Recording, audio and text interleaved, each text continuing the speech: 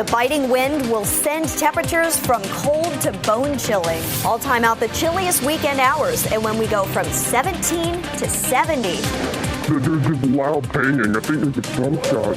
Plus, just released 911 calls capturing the terrifying moments. 2 women were shot and killed in an Apex neighborhood. A gun confiscated from a 14-year-old at Northwood High School in Pittsburgh. What we know about the threat they made before deputies showed up at their door. Well, here we go. Thanks for joining us at 7 o'clock. This second Arctic blast is on the way. Tonight, wind chills will be in the teens. The frigid air is expected to continue throughout your weekend.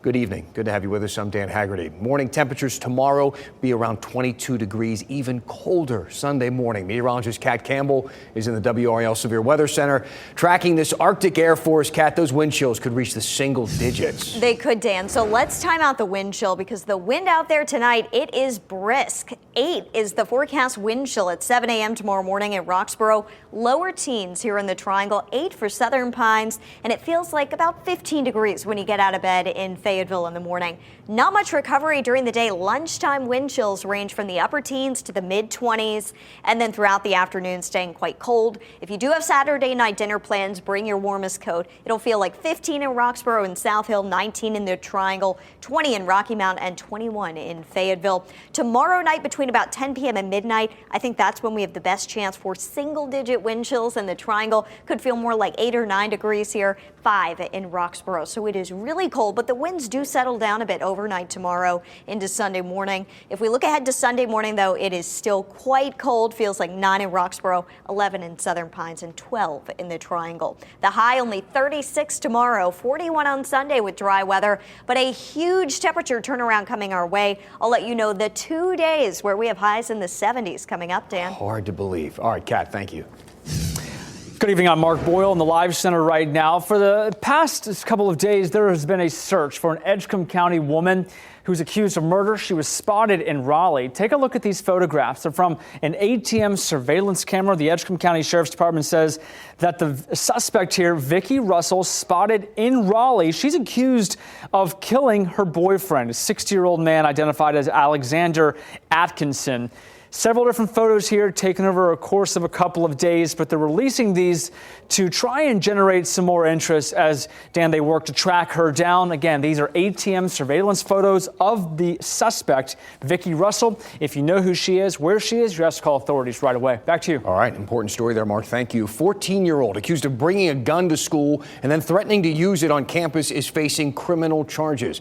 The Chatham County Sheriff's Office says the student brought the gun to Northwood High School. That's in Pittsburgh. It was on Wednesday when this happened. Since then, deputies seized the gun and are working now to file juvenile petitions. WRL's Carly Haynes is live at the school where extra security was on campus today. Carly. Dan, we just spoke with the parents with the Parent-Teacher Association just about 30 minutes ago.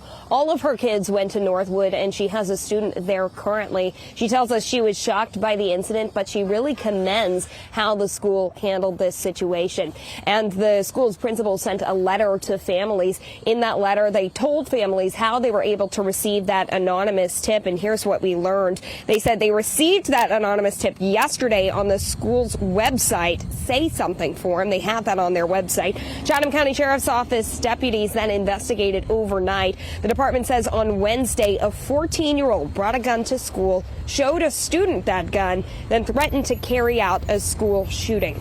Deputies showed up at that student's house and took that gun away. And as you said, that added security, we've been seeing deputy cars going in and out of the school campus as the sheriff's office is trying to ramp up their presence there as an added safety precaution. Dan? Yeah, it shows the importance of that tip system as well. Carly, thank you for the report. These just chilling 911 calls, they reveal the moments that led up to the deaths of 2 women in Apex, just rocking that community there. WRL's Chris Lovingood here with the story. Chris, it is hard to hear the victims before these final moments. I mean, it is. I mean, these types of calls just give context to let people know what exactly things sounded like, what these people experienced during their final moments. These are calls about former Army Captain Harry Hardman. He's the man accused of shooting and killing Gabrielle Raymond, Nancy Taylor, and a dog. We heard a call from Raymond screaming as gunfire is heard before the line goes silent. We also heard from a neighbor who called 911 because he saw Hardman. The neighbor said Hardman was walking throughout his backyard and screaming at the sky. And then the shooting. We don't know what caused this. We don't have anything that we have uncovered in our investigation at this time that points to, this was a potential catalyst to this happening. Apex police say Hardman used a handgun to shoot and kill Raymond and Nancy Taylor. Officers say when they found him in his backyard, he was holding an AR-15 rifle, but was arrested with no other violence, Dan. Just absolutely tragic. Chris Lovingood, thank you. The power is back on in East Durham. This after it was out for nearly 2 days. Many people there and businesses, they lost food when the power went out. Mike D's Barbecue, for instance, they say they lost about $7,000 with lost product and the restaurant having to close down for the day. It's a popular lunch spot. It was forced to close Wednesday after crews making grid improvements there at the Duke Energy substation in Durham caused extensive damage and knocked the power out. The owner says they will have to take the loss because his insurance requires a power outage of at least 72 hours to file a claim. We employ, 85-90% of our employees live within 5 miles of here. We were closed for 2 days, so that means they earn less money this week. They're also at home losing groceries, sitting in the cold. It is a tough situation. Duke Energy says people can file a claim for losses due to this outage. You can find a link to do that at WRAL.com. An 8-year-old girl in Durham is fighting for her life after being shot last night. The bullet came through the upstairs window of a duplex on Liberty Street where she was staying. The shots were fired around 8 o'clock. They also shattered the windshields of the cars outside. They riddled those car doors with bullet holes. Police say the girl's vital signs are stable at this point. 3 other people were also shot in Durham last night. And early this morning, all of them have minor injuries. A local mother is trying to spark some change and a stricter law with more resources. This comes after her son, who had mental health issues, was found dead in a pond in Raleigh. Tonight, WRAL's Chelsea Donovan is speaking with the mother, who is hoping to enhance the Silver Alert law.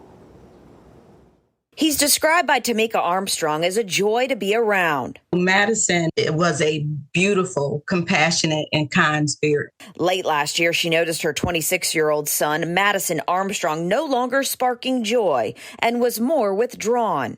He became more aggressive towards me and was diagnosed with schizophrenia and bipolar and turned our whole life upside down. On November 1st of last year, Madison disappeared from his apartment off Rock Quarry Road. So I called Raleigh PD and I said, hey, I have a son who has a mental health condition.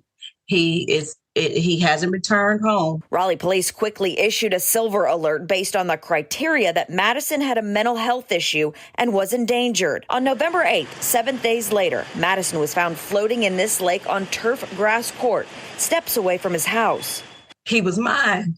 And so I'm not as strong as to not cry, to not mourn, but I'm strong enough to fight this battle for him and to fight this battle for other people. Tamika is now turning her heartbreak into change. She wants to see the silver alert mirror the amber alert. When you compare the two, they don't get the same attention. They don't get the same urgency. So she started this petition with about 500 signatures now, and she's also called and emailed more than 170 local lawmakers in hopes to get the silver alert law enhanced. She believes there's a flaw in the system and wants text alerts for silver alerts, DOT signage just like amber alerts. She believes every minute counts. In 2023, 21 amber alerts were activated. 21 people were successfully located. In 2023, 427 silver alerts were activated, but out of them, only 81 were reported as located or recovered.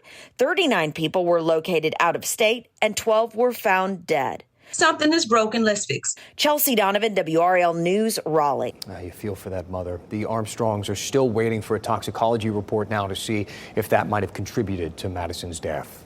A major downtown development project is headed to Rocky Mount with the dream of transforming, a well-known stretch into something a bit more. NSV Development, they plan to revitalize one building on Southwest Main Street and one on South Washington into 36 apartment units and 25,000 square feet of commercial retail space underneath. The price tag on this project currently sits between $16 and $17 million. NSV hopes that it will bring that area from a spot that needs some help to a place where people want to be. It's got the infrastructure, it's got the bones. It needs a facelift, everybody can see that, but it's got the right structure in place. And so what NSV Development is hoping, along with the city, is that we can lock arms and we can see this truly come alive and become a vibrant, livable, walkable downtown urban area. NSV Development hopes to break ground on this project this summer with a completion date of 2025. So North Carolina is being blamed right now for a nationwide delay of death data.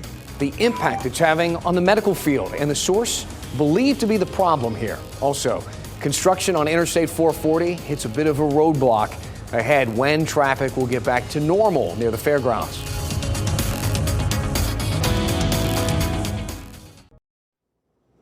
There is a delay in nationwide data, and it is tied to our state here in North Carolina.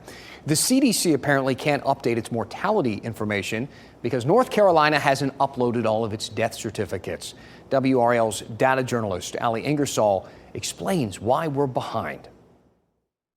The release of the 2022 national final mortality data will be delayed until the National Center for Health Statistics has complete data. And it currently isn't complete because of a delay in North Carolina. The information released by the National Center for Health Statistics is important to understand public health trends. So the delay affects an understanding of what's happening health-wise nationwide. Back in November, DHHS detected just under 800 partially reported death records. While that may seem like a lot, it's only about 1% of all death records in the state from that year. Toward the end of 2022, the state moved to an electronic submission system. Representatives from DHHS say that may have contributed to inconsistent or incomplete submissions.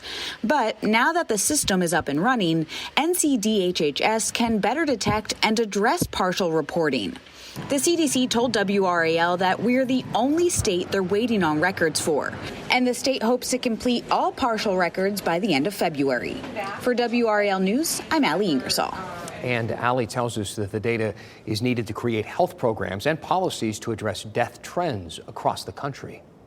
24 dogs are now safe after an illegal kennel was shut down in Franklin County. And this is according to the sheriff's office. They say, quote, a highly disturbing kennel there was being run by a woman. You see here, Anne Marie Green out of Youngsville. Green has since been arrested.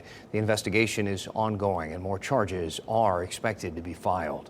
4 protesters charged for blocking traffic on the Durham Freeway will avoid jail time. I'm sure you remember this. It was a huge story at the time. The 4 people who were arrested were involved in this protest, calling for a ceasefire between Israel and Hamas. This was back in November. 4 members were arrested after that blockade. They were blocking traffic during rush hour. They reached a deal with prosecutors. They will complete 3 months of unsupervised probation, take an in-person driving course, and do community service in exchange for no jail time. A major road project in Raleigh is taking a bit longer than engineers expected. Construction for the Interstate 440 widening project hit a snag, according to the DOT, while preparing to build a temporary roadway. Some soil testing turned up some problems. We had to then work with the WRAL folks to get the soil repaired before we could prepare to work. Crews were planning to finish the project later this year, but now they say they won't be finished until the middle part of 2025.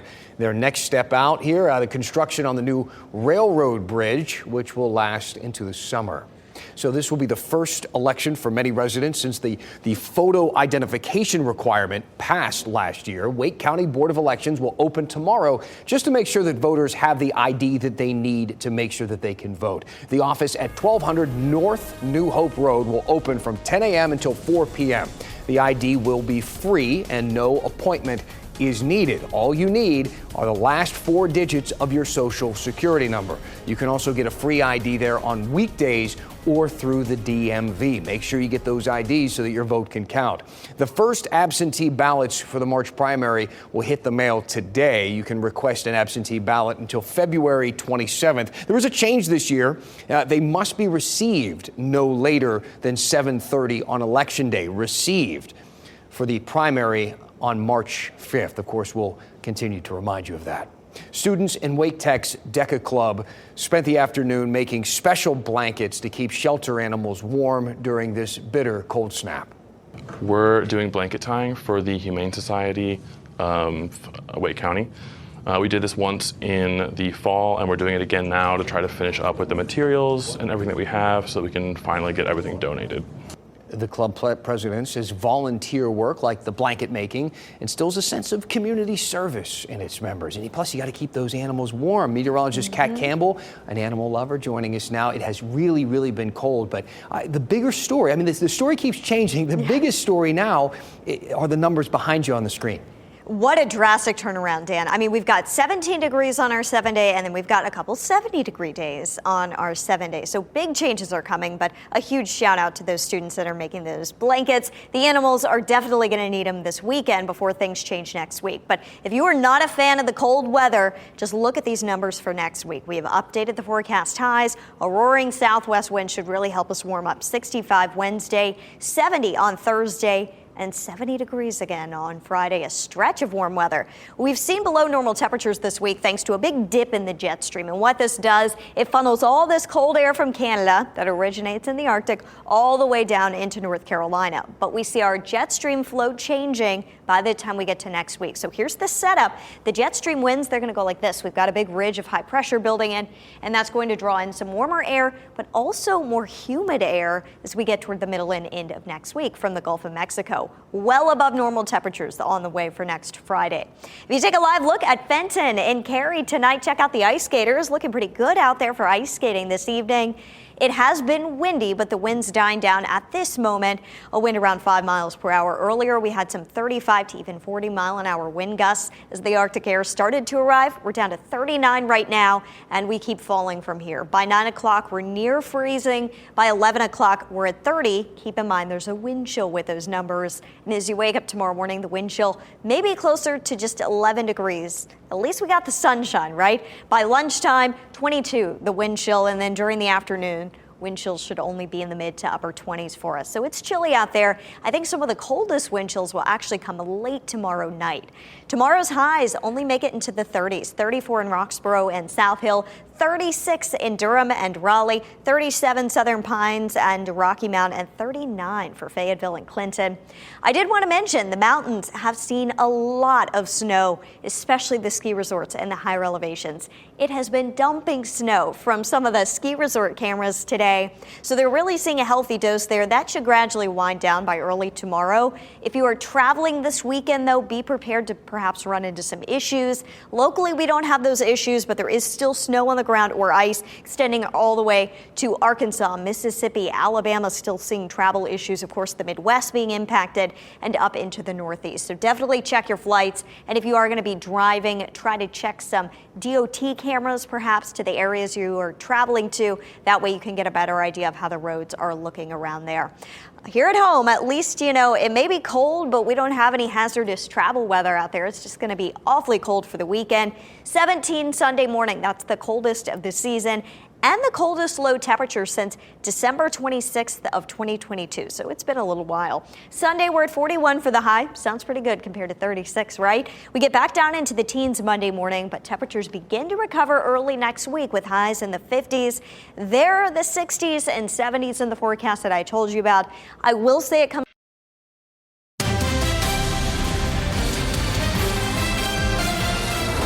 Thank you for being with us here on WRAL News on this Friday as we take a look at the glowing North Hills, a place that seems to get busier every day. It's going to be a chilly one this weekend. We'll continue to keep you updated on the temperatures. Stay with us here on WRAL. Meanwhile, Blue Cross Blue Shield of North Carolina acquired more than 50 urgent care centers in the state. It announced this deal this week. Blue Cross said it completed its acquisition of all statewide FastMed locations. FastMed is based out of Raleigh. The cost of the acquisition isn't known. The deal comes 10 years after Blue Cross NC made an initial investment in FastMed. A historic home in Raleigh is on the move. Renowned NC State architect George Matsumoto designed this nearly 70-year-old home. It was slated for demolition before a Raleigh family stepped in and said, we're going to save it. They plan now to move it 7 miles to their own backyard. This evening, the crews, it's amazing work what they do. They made the final preparations to move this house. It's going to hit the road tomorrow before dawn. Right now. Well, right now we are set to, they're going to move the house today from its current spot on top of the hill down to the end of the driveway. So it'll be ready to roll, in theory, at 4:30 in the morning. Who's doing that work? It's amazing. The move is expected to take several hours to go from point A to point B once it reaches its new home on Delmont Drive. The work isn't over. They're going to have to reassemble the entire thing. They'll be busy. The NFL playoffs continue tomorrow, Saturday on Fox 50. The Green Bay Packers and the San Francisco 49ers. You can watch that game at 8 o'clock on Fox 50. Then it's the Tampa Bay Buccaneers traveling to Detroit for the divisional playoff. That game is Sunday at 3 on WRAL. Bundle up, watch some football. Thanks for being with us tonight. Have yourself a great weekend. Keep watching WRAL News over the air Channel 34 and Spectrum Channel 1257.